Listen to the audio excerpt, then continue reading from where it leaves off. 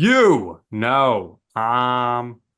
the podcast that uncovers the origin stories of some of the biggest things in sports, media, entertainment, and so much more. Nick Durst here, along with the one and only Joe Calabrese, or as our guests called him, Joey Bag of Donuts beforehand. So, Joe, we're really excited for our guest today.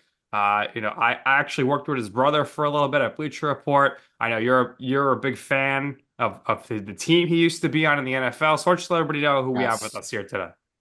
Massive Jets fan. Somebody who comes from a football royal family. His father was the former quarterback of the Giants. As you mentioned, he's played quarterback for the Jets. We welcome Matt Sims to the show. Matt, I see those helmets in the background. As of this moment that we're recording, Yeah. You might there wasn't a Matt great might need to suit weekend. up for the Jets. I mean, they might need to get Might. a new QB. Yeah, they need him. But Matt, what's up, man? How are you? Appreciate you guys having me on. And yeah, the Jets don't need me. It's already bad enough. If I go out there, it's just going to keep getting worse. So, hey, I like the helmet. It still fits.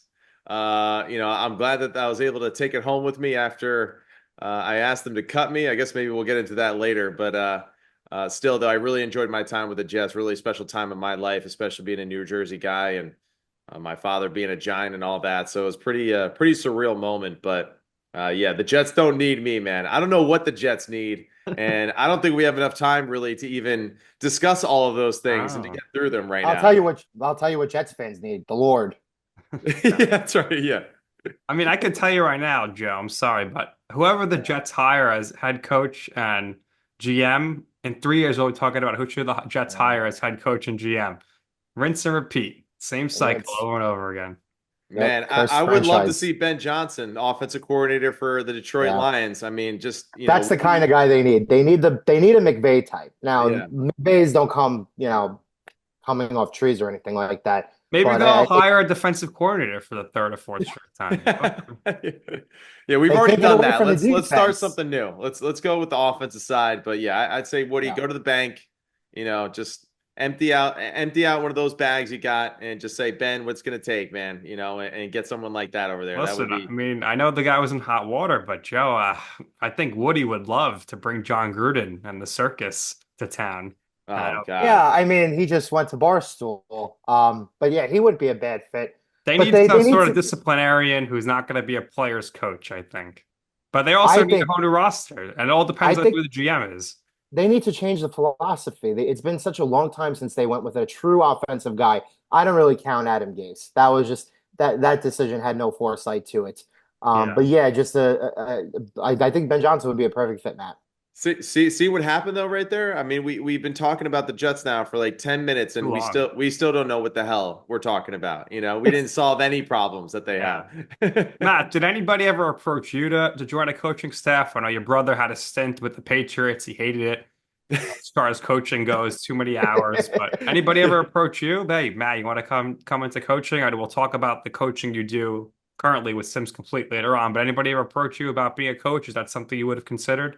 Yeah, it's definitely something that I have considered, and I've had multiple discussions with my family members, my wife especially, about just that lifestyle, what it would take, obviously, to participate in that world and to be a part of it. I was fortunate enough while I was playing too. I didn't take it as a compliment at the time, but when I was on the Jets, when I was on the Atlanta Falcons, I had multiple coaches that came up to me. The late great Coach Knapp even said this to me too, which is like, for a teacher like him who has been around the NFL for so long and had all that experience, he was like, hey man, you should really consider getting into coaching. I think you'd really, do a great job. And of course at the time I was like, man, just like I'm just trying to get on the field, bro. I don't know what you're talking about, like this coaching thing.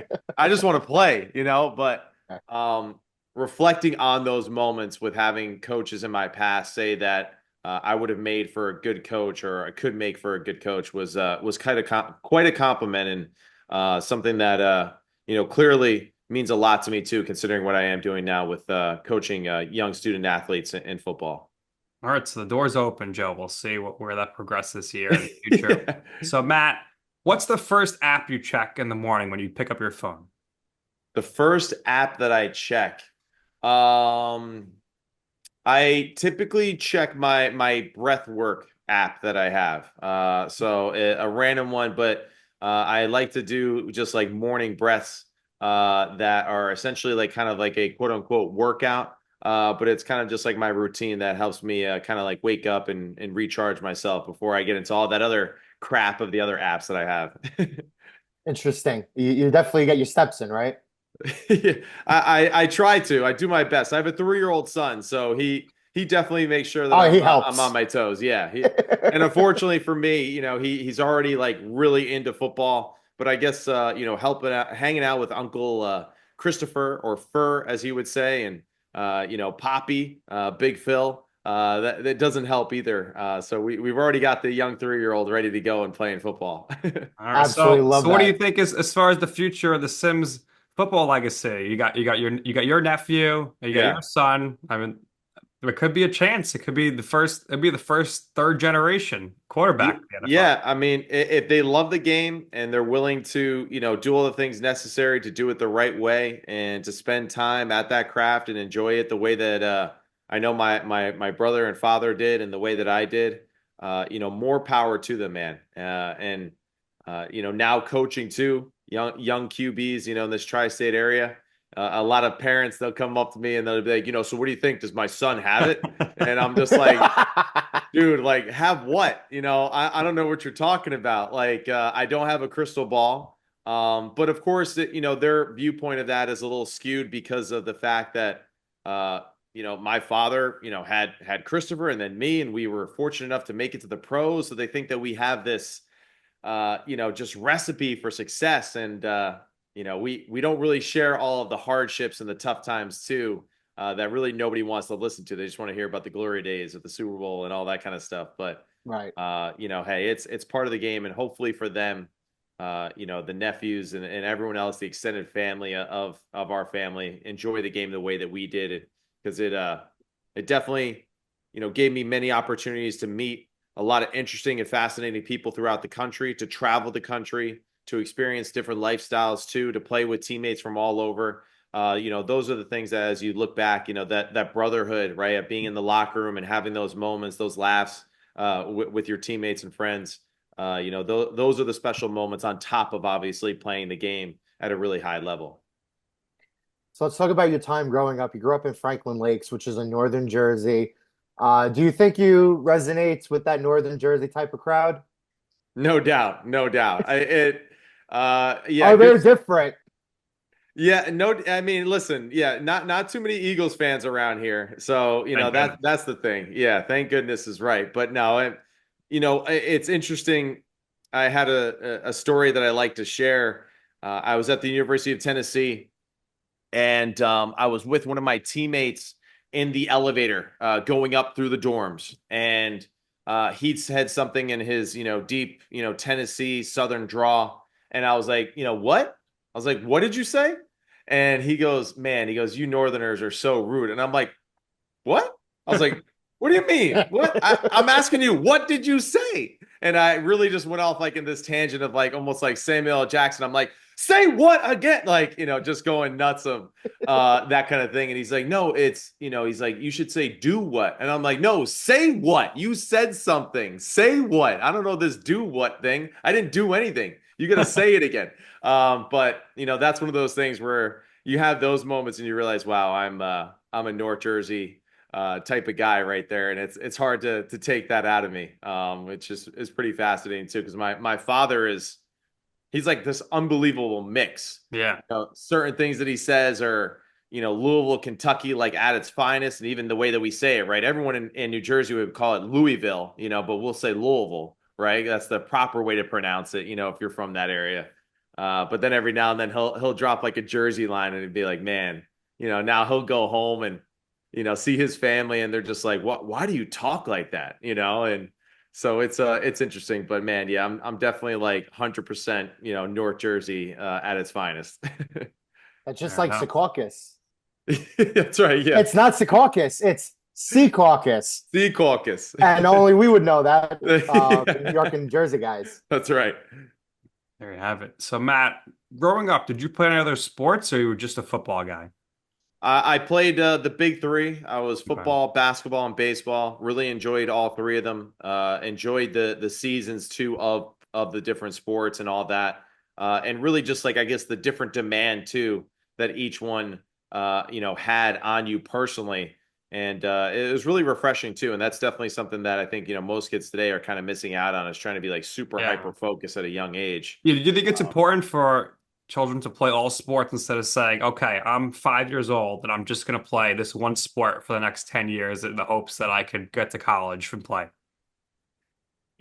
We've seen it where people have been fortunate enough to be hyper focused and still be successful. But I think for the overall development of the student athlete Yeah. to go through the different procedures that each sport asks of you to learn different skill sets, I think just they only are like force more multipliers in the sense of like what you're actually trying to focus on. And I'd say that's really the most concerning thing, right? Is that like everyone's like, oh, I'm going to be a pro football player, and like, but it's like not in the sense like when I was younger, where it's Hmm. like, yeah, I want to play in the NFL one day. It's just like it's a little bit more like already like this brand thing. It's not like for just like the Right. pureness of the game and the Right. sport.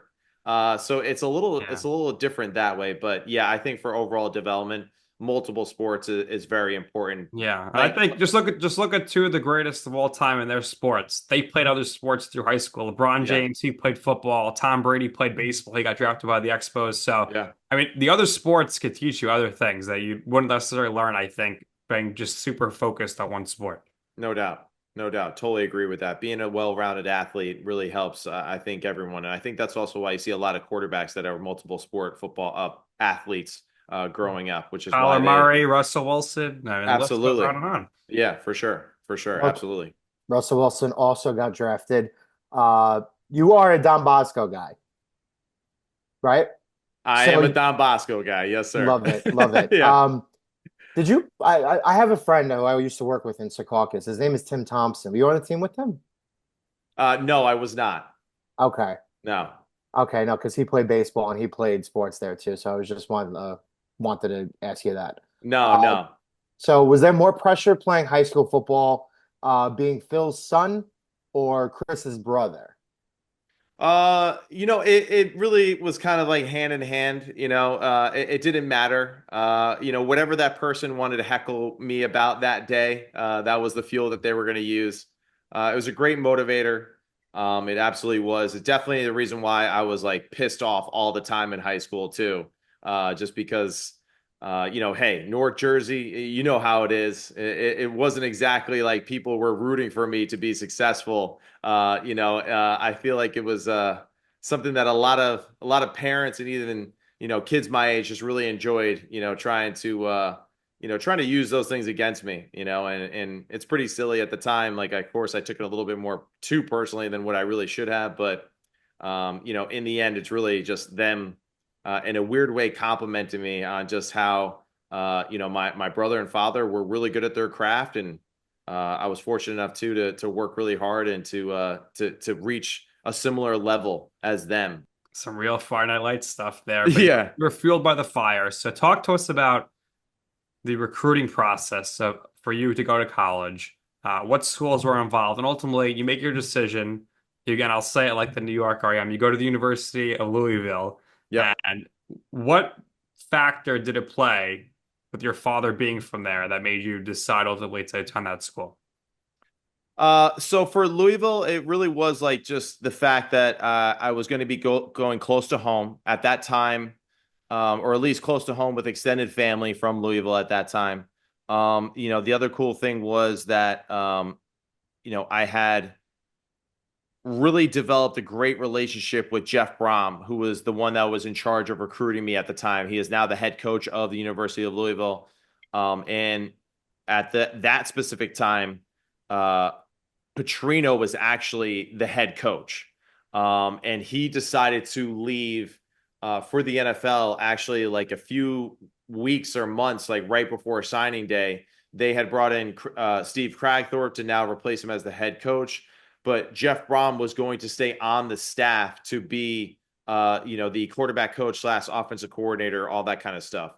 And the main thing is that I was, going back to an area that I was familiar with family and extended family there. And also just being a part, I think, of a program at the time that was really like kind of up and coming and doing some new things, and really was at the time like trend setting as far as developing quarterbacks. Brian Brown and what they were doing offensively with his brother Jeff as the quarterback coach was like really kind of ahead of its curve there.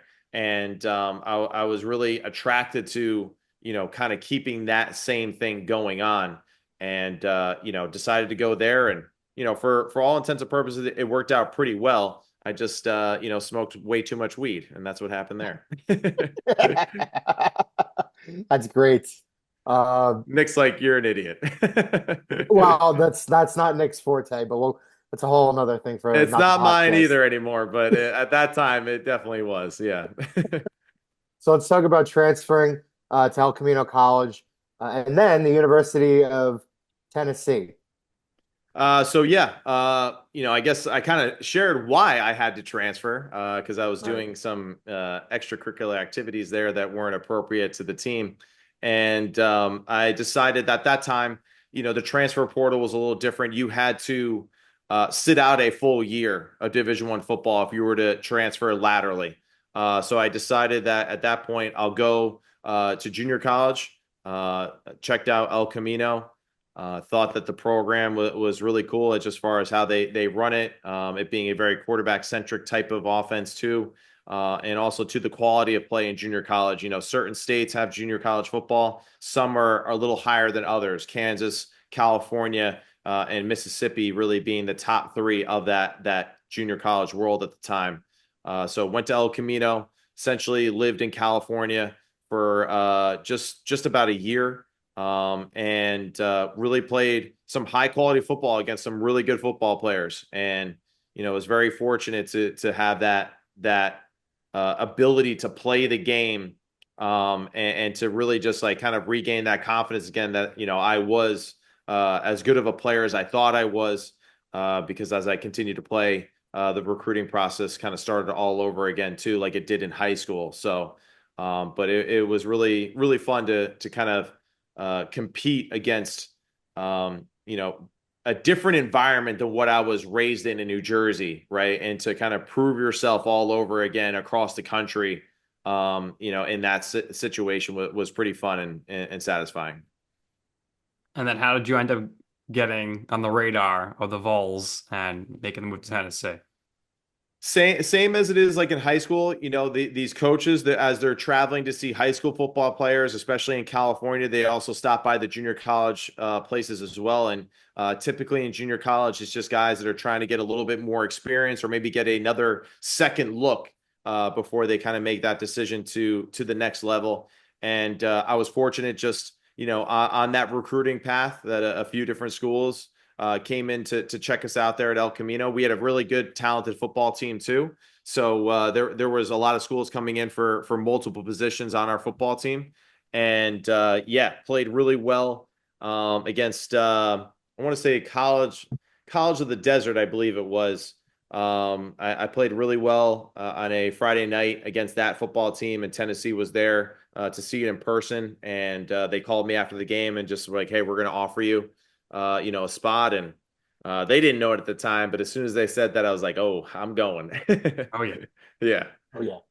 Very nice. So talk to us about the process of finishing college, getting ready to hopefully go pro.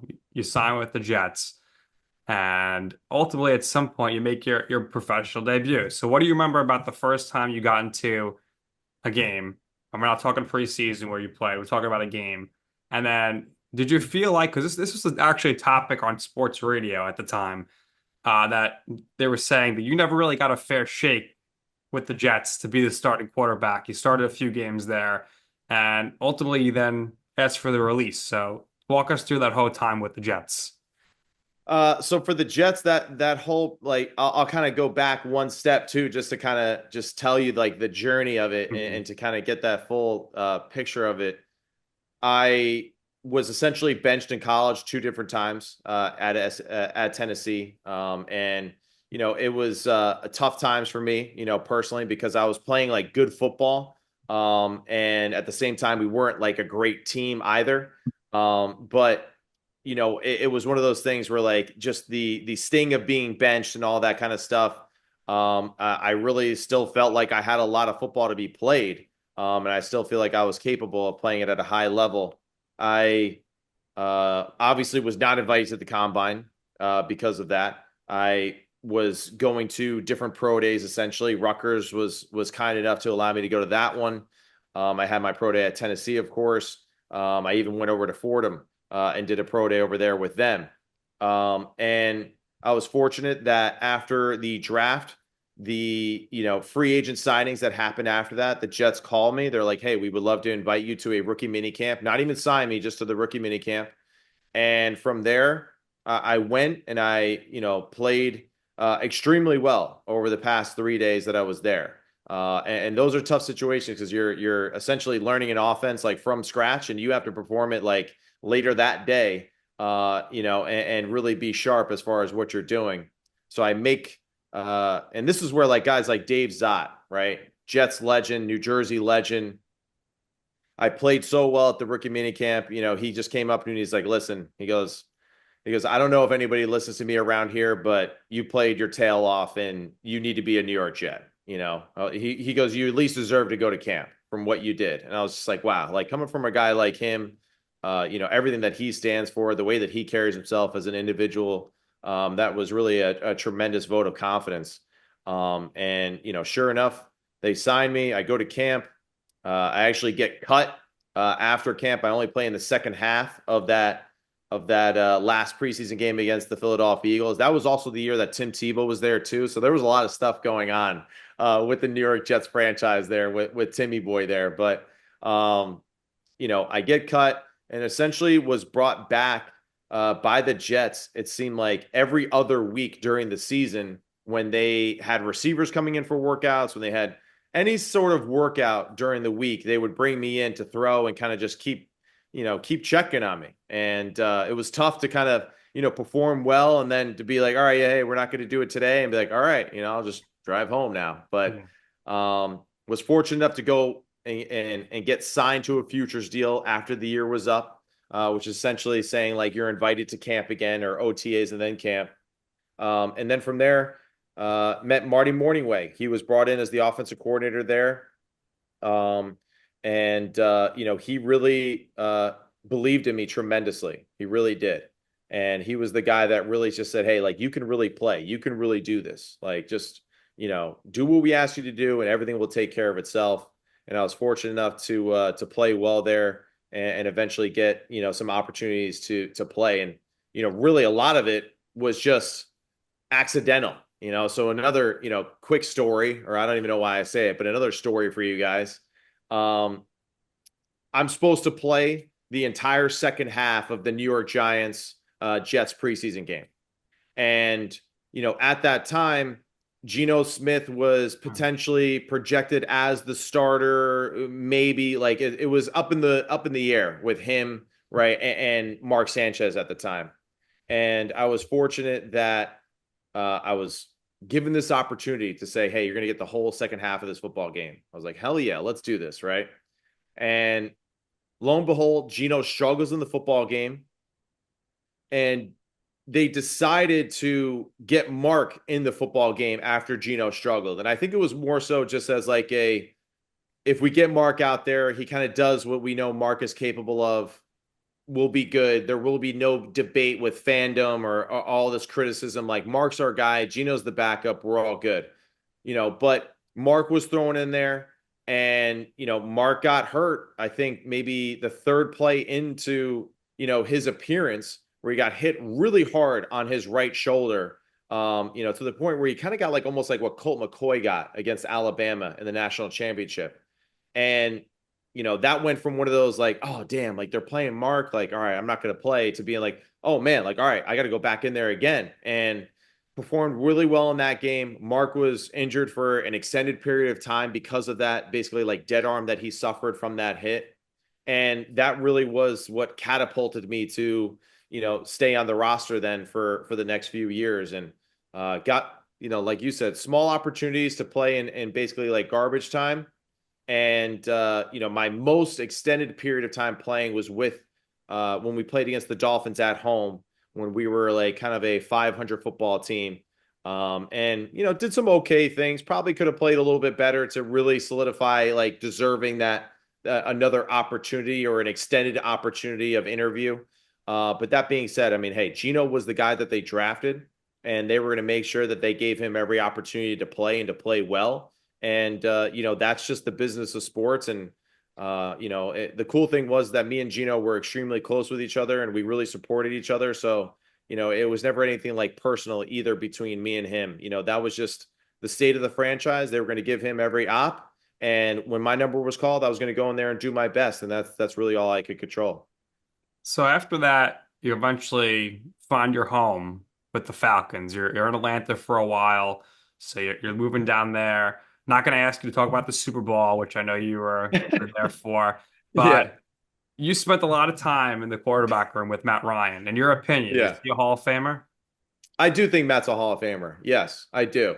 And I think that just the way that he was able to essentially, you know, I would say one of the best medals that he has, as far as just, what he has accomplished is the fact that he went into a franchise that, he was replacing Mike Vick. Yeah. I mean, to replace, essentially the player that everyone at that time idolized in such a way, and for him to go down there, be the guy for that extended period of time, to be such a leader that he was, it's just tremendous, and the stats speak for themselves.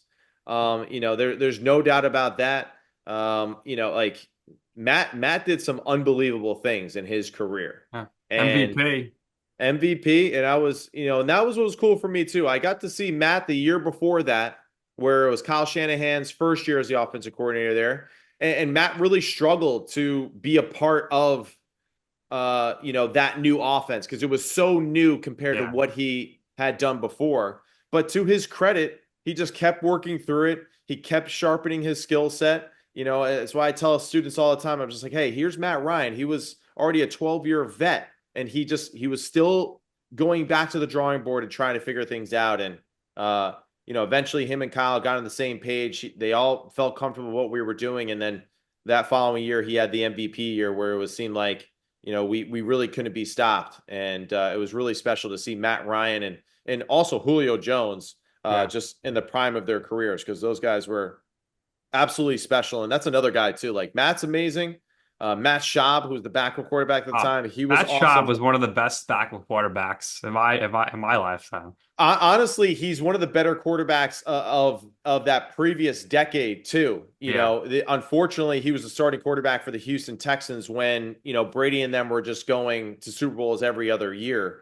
In that AFC, but what they were doing was truly special. Matt was a phenomenal human being and a great quarterback. And to be in that room with him. So we had Matt Ryan, Matt Schaub, myself, Matt's and Matt LaFleur was our quarterback coach. the Uh, mattress firm. yeah, that we were, but it was awesome, man. And they were Yeah. good dudes, and it was really an unbelievable journey to be on with them during those years. And how was it like between you and Kyle? I know Kyle and your brother Chris, best friends back from the days in Texas. So what was it like having him as your coach? Yeah, it was kind of funny at first because like I do remember seeing Kyle like, hanging out with my brother and it not being like coach, Right. athlete type of relationship. But I think we did a really good job too of just communicating and being like, listen, like we have a personal relationship outside of here, of course, like our families love each other and we spend a lot of time with each other at times. But the truth of the matter is that we also had that coach to player relationship, and those things are important.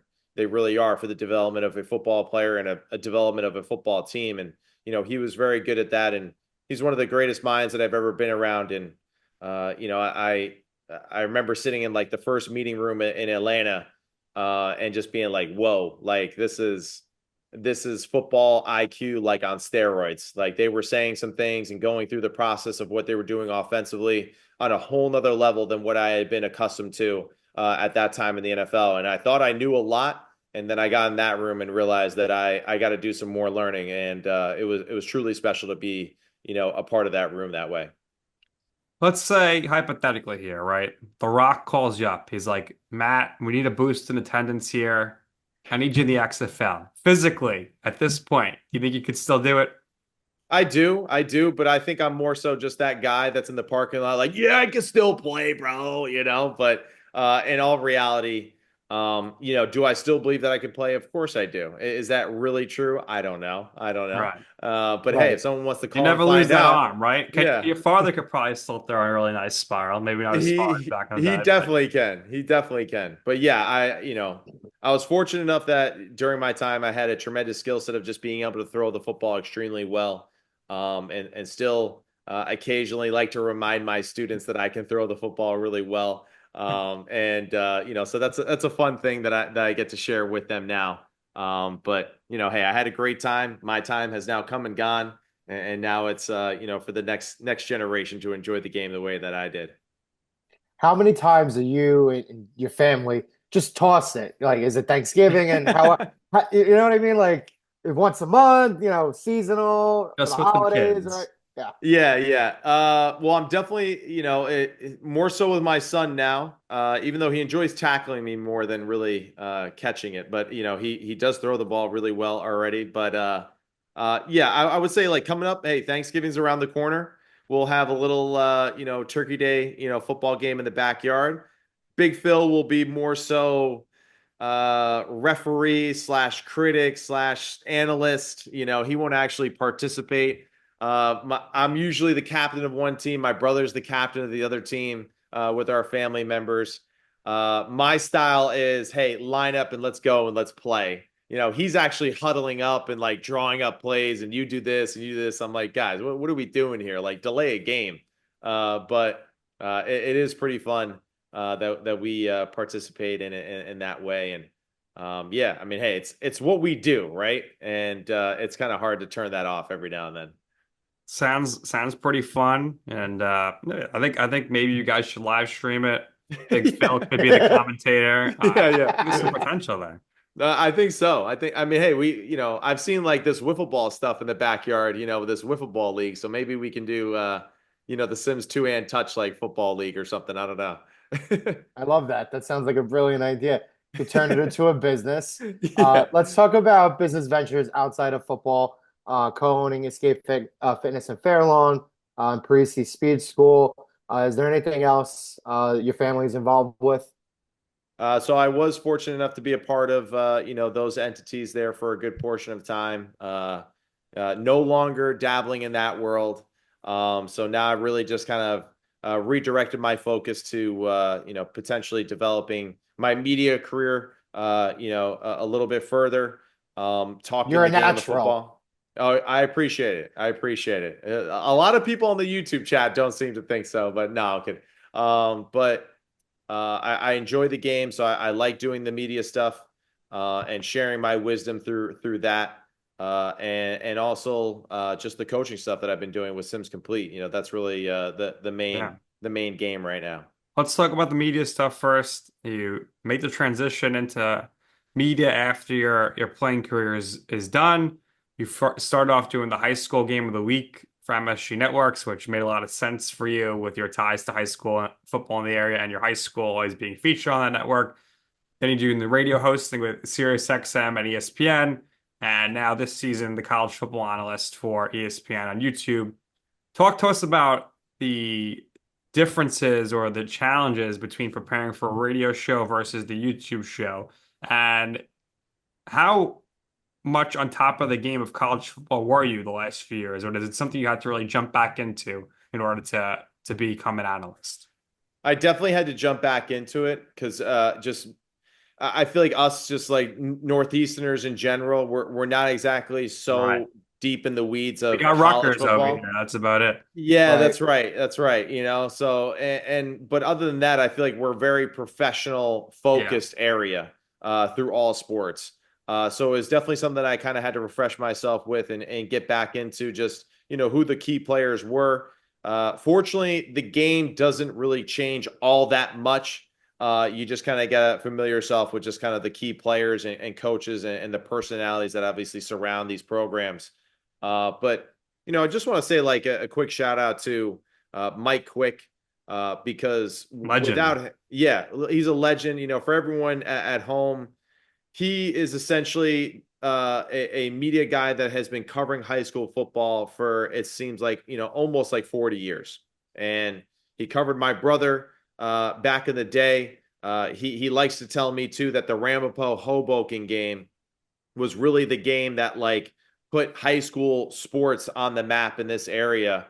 And I remember him saying something like that game did better numbers than like a professional game that was going on at the exact same time. Like, so he was like, that was our understanding of just like, there is something here, in this niche market that people want to see this stuff. But Mike Quick, though, he gave me the opportunity to come on the radio show with him at ESPN Radio in New York, to talk about some of the quarterbacks and some of the high school players that were doing well that season. It really was the thing where I saw him at a game and he said, "Hey, come on the show and let's just talk ball for 20 minutes."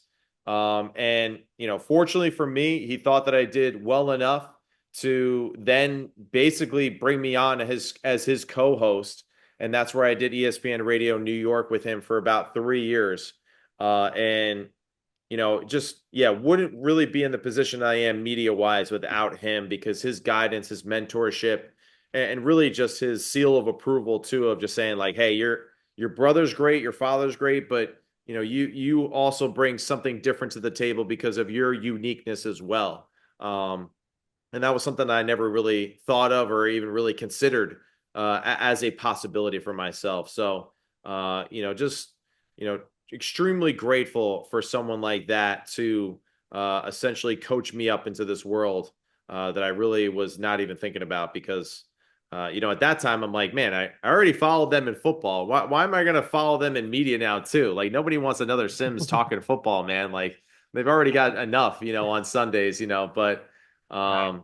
hey, I was fortunate though that he kind of, guided me through that. And, with the ESPN thing, I've been very fortunate too to be around some great people that have really helped me too through this process. And talking about the game is very, very fun and satisfying too. And trying to use as much as my understanding of the game of my experiences too, to pass along those lessons to the listeners and the viewers now today on the radio and the YouTube channel that we have.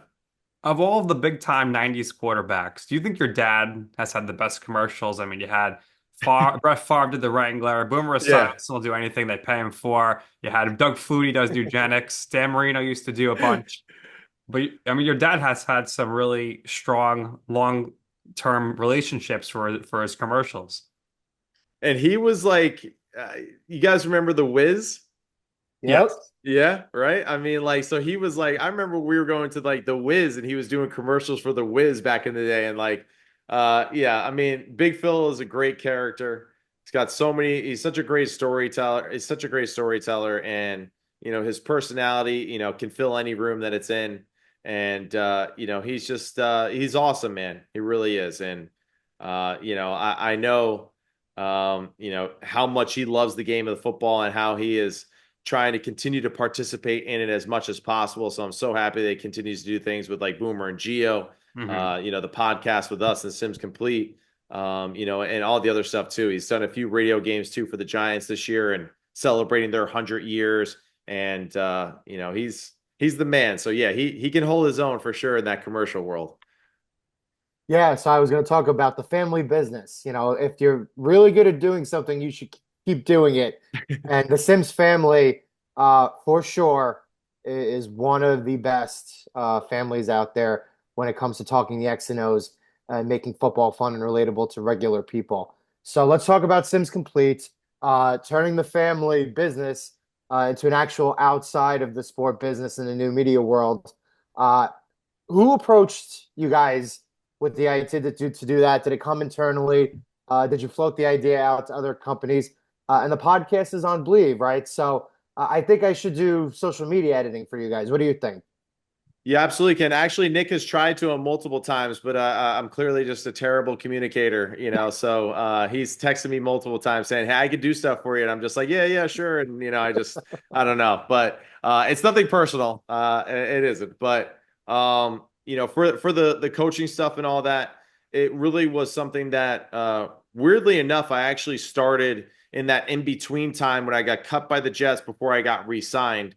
A person that I know that's in the physical therapy industry said that he knows a guy who has a son that's looking for extra quarterback training, would love for you to help him with this, this journey that he's on, and just it started out with hey, I'll come and help you, and then it turned into like this thing where I was like, Yeah. wow, like, all right, this is kind of fun. Like, I know a lot, and I've learned from some unbelievable coaches, and I can, share, that wisdom with them as best as possible. And like with anything, like I'm sure you guys have experienced too. It's like you've learned something, and then you teach it, then you learn some more about it, and then you can teach it in a different way too.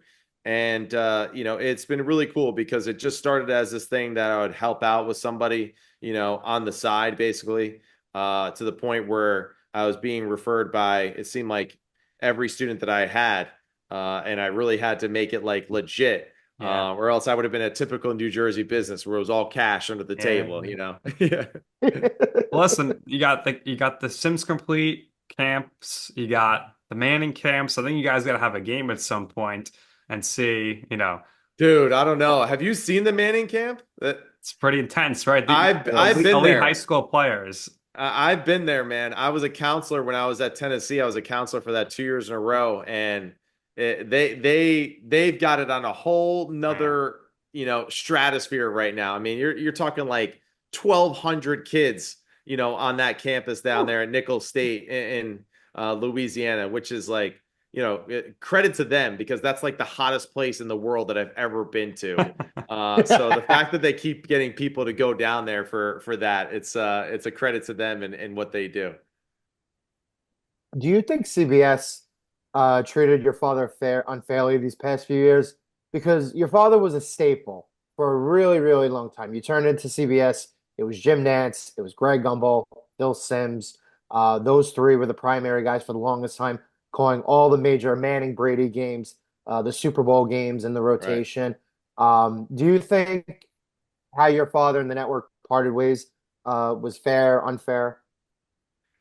Do you ever part ways with someone that you've been working with for almost over 2 decades? Does it ever, end exactly the way that you want it to? No. I remember when it was the early stages of him being let go by CBS.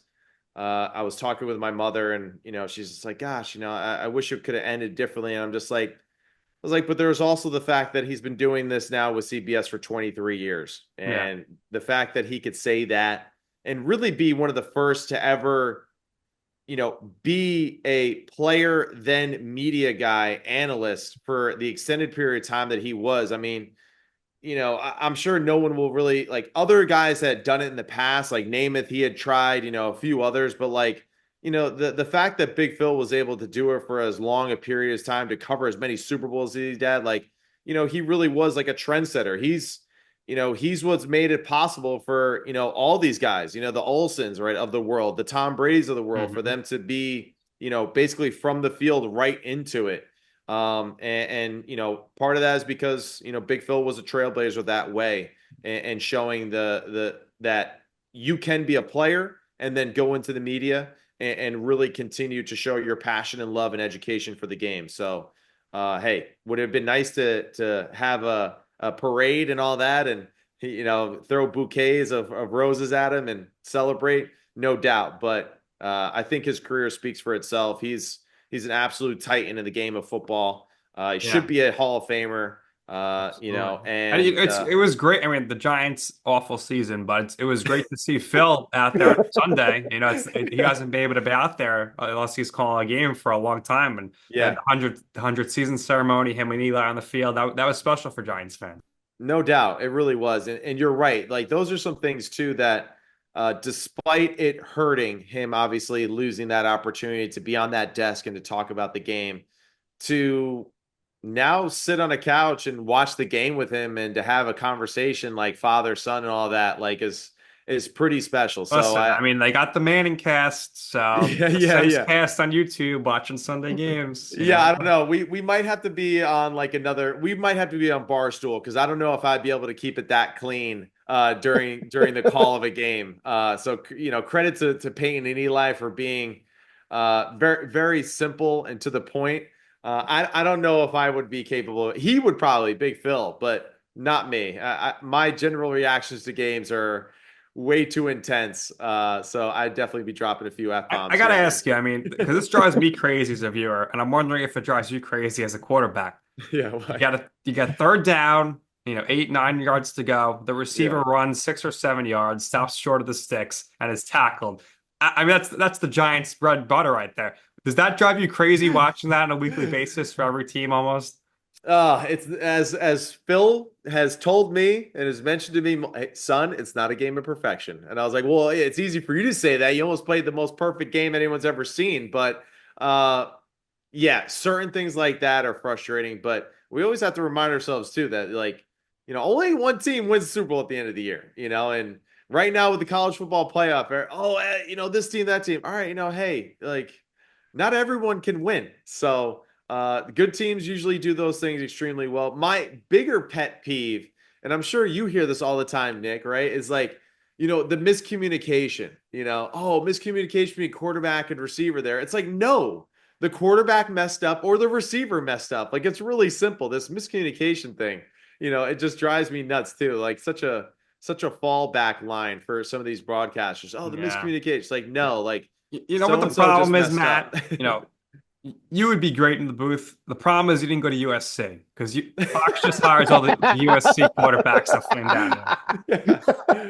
Well, hey, I'll do my best to just keep working up the ladder, and hopefully I'll get that opportunity that way. And hopefully by that time, I don't develop any of those cliche statements of miscommunication. I just say, yeah, the quarterback made a bad throw. It's that simple. But you're right, though. I should have gone to USC. What was I thinking? Tennessee is just not a big enough school. But hey, it's all good, man. Well, in parting words for the question about CBS and your father, Nick and we prefer Fox's pregame show anyway, in comparison to the two. No doubt. There's something about Fox. I don't know what it is. Me too. Me It's too. probably Don't that worry. Kurt Menefee came on our podcast. Right. That's Yeah, probably. yeah.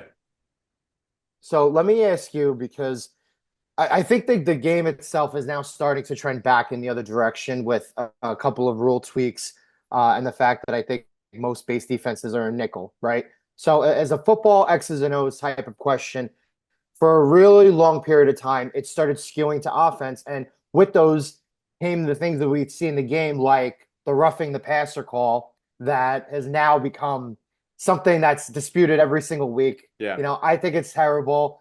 Do you, in your family, coming from a football family, all of you playing pro, do you think that the game went too far in trying to protect the quarterback? Do you think it does the right job, the right amount? Do you actually still think that there's more that we could done, or do you like the more traditional way of the way they used to call it? I guess I trend more towards the traditional side of it because I think that really is truly like the art of playing the position, right? Is the fact that like it is hard, it is difficult to be able to battle through, that adversity, both physically, mentally, and emotionally, through those things. I think is extremely important. The pile driving type of tackle. I understand why, and I think it is important, in that regard. But some of it is a little just too over the top as far as like how they protect certain quarterbacks. And that's really my other problem with it too, is the fact that it seems like certain quarterbacks get exactly how the rule is written, and other guys seem to get maybe a little bit extra, at times. So that's a little pet peeve of mine, and the cool thing is, I think for us in the game, there is a trend now going, I think, back to more of the physical aspect of it, the way that, we saw like in the 80s and 90s, right? And even the early 2000s before we got into such a pass happy league that, I think was more so a response to how do we get quarterbacks and offenses to be efficient in the NFL? Well, we got to run some of the college type of schemes at the NFL level. But then you realize too that like those schemes aren't quite as detailed. They're not as quite as efficient, and you can't really win consistently with those type of styles of play. Right. That's the reason why, every year in the Super Bowl, we're seeing like the same type of team kind of win every year. Like they play really good defense. They have a strong defensive front or front seven. They run the football well on the offense side of the football. They can pass protect the quarterback, and they're physical and they're strong.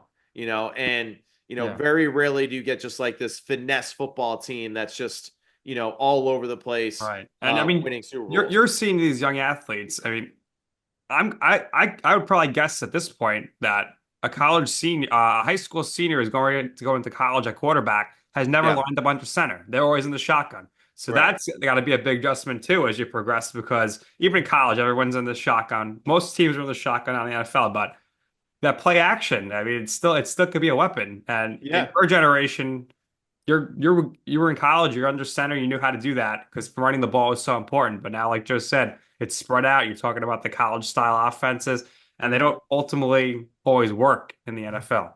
No, they don't. It's a different game. And also, too, just football players in the NFL are too damn smart, and all they do is work on the craft of football. So the tendency thing is a real thing, Yeah. And yeah, there's certain sessions where I have my students. I'm like, listen, we're doing all under center today, and like, little Tommy in the back's like, well, I don't play under center. It's like I don't care. We're gonna drop back and we're gonna work on our drop because like this is just gonna help you develop your overall movement skills as a quarterback, right? Understanding how to do these things. You can't just catch the football and stand there all the time. We need to learn how to move athletically at the position. And you know, the truth is too is that like college football, as great as it is, there are a lot of issues that I have with it too, and it is the fact that like it's not as detailed. It really is a more simplified football game in a lot of ways, and really what's happening too. And, you've heard Tom Brady speak about these things, this year, the difference between playing for a team or playing for like a culture, or a organization, right? It's a real thing. Hmm. It's not going back though. So there's no reason to talk about the nostalgia of how good it used to be. It's not changing. But we really need to understand though too, like for all of these college kids, like it's important. Yes, can he recruit? No doubt. But can he coach the game? you know, that's the thing that we really need to continue. Like, does he help this young man become a better version of himself, both on and off the field? The recruiting thing, all right, great, no worries. But it is about the development of young human beings, far greater beyond just between the lines and what we see on the field. And I think that's something that's occasionally missed with college football right now. And that's why the portal's going crazy. I think that's why you see so many people transferring too, because they're like, maybe I'm not an NFL football player, so let me try to make as much money as I can now, Yeah. which is great. Like, hey, that's an awesome opportunity. But, also you're missing, I think, a lot of great learning moments, right? As a young man, when you're being coached hard and you're being taught the right way how to play and all that kind of stuff. And those are things that I think are pretty important and something we got to keep an eye on too for football fans, across the Yeah. country. Very rare to see a 4-year player now in general, and especially at the same school. So Yeah. something to keep an eye on. For you, Matt, in your life or your career, what would you say is your I'm right moment? What I mean by that, it's a time or place where you wanted to pursue something, you asked somebody for advice. That person said to you, Matt, what are you crazy? That's not going to work out. Why would you do that? And you were like, you know what? I'm going to do it anyway. And in the end, you will see why it is that I'm right about this. And I could tell you, I told you so. I mean, yeah, I get maybe just going back to Tennessee, and being benched twice, and then everyone just being like, "Hey, what are you gonna do after football?" And I was like, "No, like football is still going, man. I'm gonna go to the pros, and I'm gonna have a pro career and do it." And of course, it wasn't the easiest thing, but I was fortunate enough to get those opportunities to take advantage of those opportunities when they presented themselves, and I was fortunate enough to go from being kind of down and out at Tennessee to then having a 6-year NFL career with the Jets and with the Falcons. So that would definitely be my I'm right type of thing, because I really believed in myself and the talent that I had, And I was fortunate enough too to have a lot of people around me that supported me tremendously throughout that process, because there definitely were some, some dark moments, and not some fun times, but the support of everyone around me really was what kept me going through that. And for everyone at home too, just always keep those things in mind with young athletes too. Just it takes a village. Every player that you see on Sunday playing in that game, they had a lot of people in their corner supporting them, taking them to practice, taking them to school, taking them to extra, things, the extra training, this and that, right? Helping them through that process. And I think that's the key, right? It's just, supporting others to have the belief in themselves to accomplish those goals. Joe, if this episode doesn't get us finally a win for the Best Sports Business Podcast Award, I don't know what will, because this has been tremendous all around. Absolutely. I totally agree. I'm like a little embarrassed that I shared that St. Joe's story. So it's I don't all right. know. Yeah. No, in post edit, I might have to ask you to cut that, but yeah. Right. So what I want to say is, Matt, I've known Nick for a really long time. We've known each other since middle school. The fact that we're still doing this podcast and we have a unique guest on once a week with us. We've been doing this 4 years. I know Nick he's got impeccable judgment when it comes to the character and people. And this is an honest answer. One of his favorite people that he's ever worked with, if not his favorite person that he mentions all the time, is your brother. So I don't know about favorite. Well, he speaks very high about He was good at his job. Very, I very think good. I made him look really good too. Yeah. Hey, like we said, it takes a village, man. It takes a village. So you helped him shine for sure. And hey, I know Nick, as detailed as he is, my brother, as detailed as he is in his craft too. There's no surprise there. And yeah, I'm very fortunate to have my brother, basically as another mentor, right? As far as the world that I'm diving into, he might not necessarily coach me directly, but by just watching him and how he goes about his work and the way that he speaks and the way that he does his homework, really does speak volumes to how he's able to, move up the ranks in this world. And I think he covers the NFL as good. Honestly, he's the best at covering the NFL in the country. I truly believe that, because he loves the game. He does the homework. He's watching the film, and he really is. And also, he's just historically phenomenal too. He could tell you every Super Bowl, the MVP, the key moment of the game, like all that kind of stuff. Like, I thought I loved football, and then you hear him talk, and I'm like, damn, like you're on a whole nother level there, Chris. But yeah, very fortunate that that he's been doing his thing as well as he has, and to be a part of that too. Well, we would love to have Chris on. We would love to have your father on. Do your best you can over there. Hopefully in time we could do that. I know Nick was like, hey, would love to have you and your bro. I'm like, bro, like I don't have enough bandwidth to get them into one place at the same time right now. These guys are. It was a good divas, idea, bro. They're divas. But I'll work on it. Maybe in time. That's a good word to describe Chris. Yeah, that would be great. That would be a great exclusive for us. Dude, he is high maintenance. That's for sure. He's a high maintenance guy. You see that haircut too. Yeah. People all the time. They'll come up to me. Chris is great, but what is he doing with his hair? And I'm just like, dude, I don't know. I love him. I prefer him not. You go with the top button too, or is that just him? No, that's just him. You know what? I think he saw me though rocking that like back in the day when like being Brooklyn was like a thing, and he just like kept going with it. He didn't let it go. So, but hey, it's a signature look now too. So he's got to keep going with it.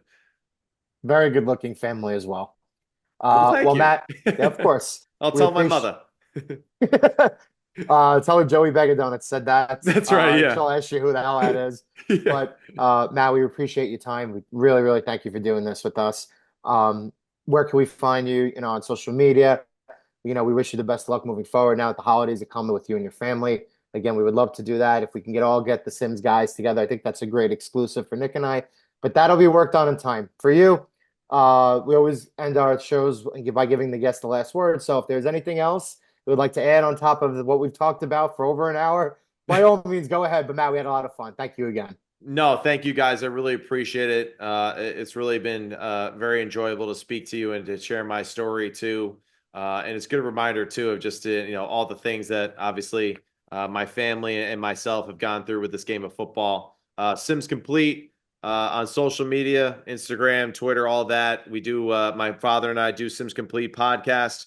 It's a part of the Believe Network, but you can find us, on the Believe Network wherever podcasts are available. And then, yeah, I do my Saturday college football radio show, College Game Day. Hours vary, so I can't really tell you when to actually listen. But and then we do the ESPN digital show at night with the college football show with my co-host Sam Ravitch and Scooby McGaza, and we have a lot of fun doing that. So really grateful to be around, surrounded by a great cast of people to talk about the game that we love. All right, Matt, this has been great. Thank you for your time. That's going to do it here for this episode of You Know I'm Right. For our very special guest, Matthew Sims, for my co-host, Joey Bag of Donuts. I am Nick Durst, and this has been You Know I'm Right.